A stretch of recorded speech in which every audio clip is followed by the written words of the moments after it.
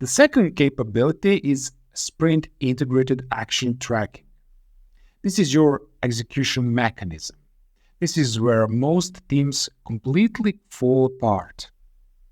They create action items, put them in some improvement backlog or parking lot, and then those items never see daylight again.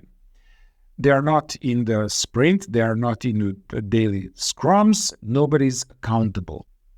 Sprint integrated tracking means your improvement action becomes a real sprint backlog item with owners, deadlines, and daily visibility. You're going to learn how to use the Sprint Integrated Action Track template to make this happen. This isn't complicated.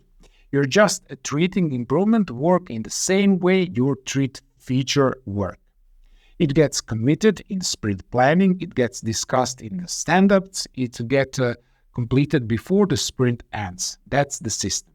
Filtering plus execution.